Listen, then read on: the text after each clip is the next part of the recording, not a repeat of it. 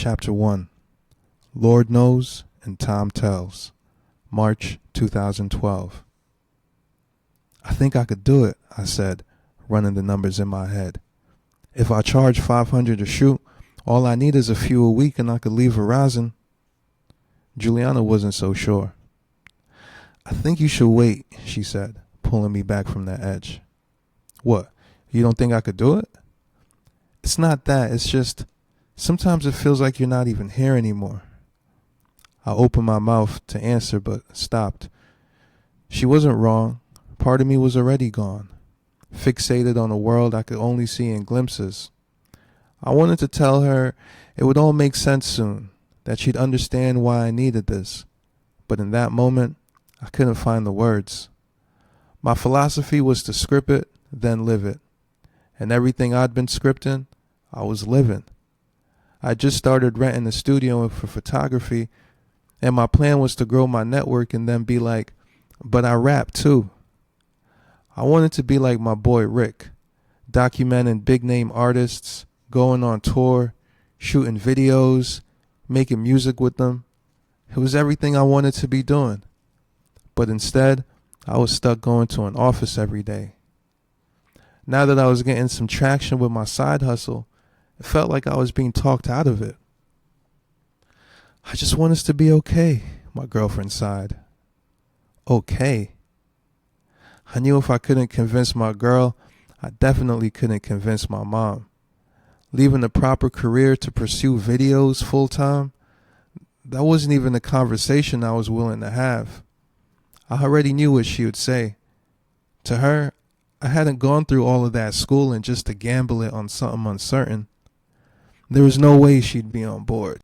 In college, my mom made it clear. Dropping out wasn't an option. She was fine with me chasing my dreams on the side, but stability came first. When I graduated with my bachelor's degree, ready to work, and she didn't give me a pass. Get your master's now, while you're young, she said. There was no room for debate. With $60,000 in student loan debt, I felt like I couldn't do anything until I paid it off, and paying it off seemed like it would take forever. Then there was my pastor, who played the role of surrogate father.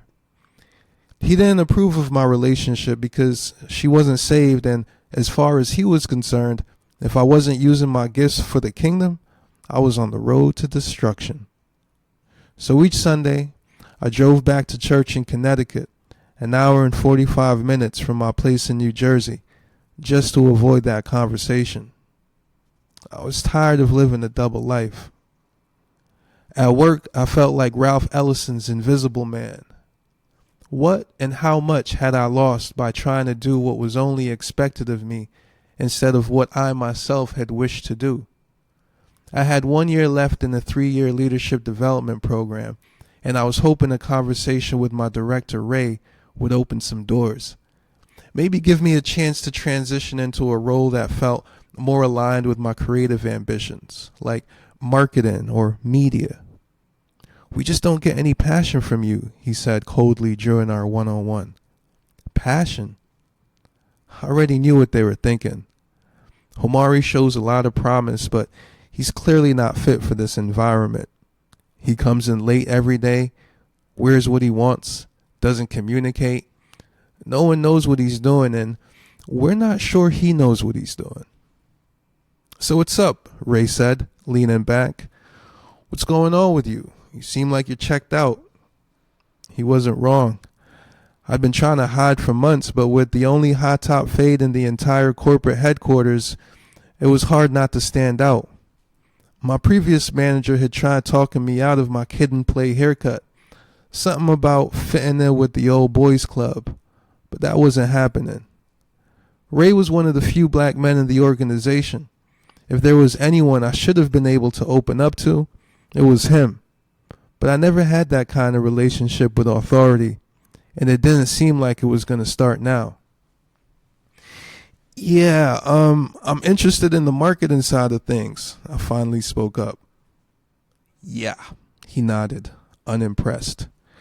We need to see more initiative here. We need to see that you're fully committed. I looked out the window at the woods behind him.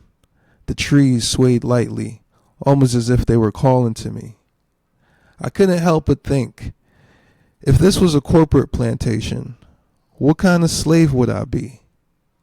Would I be content sitting here in the big house with Ray? Or would I make a run for it through those woods like a maroon? Lord knows and time tells, I told myself. Lord knows and time tells.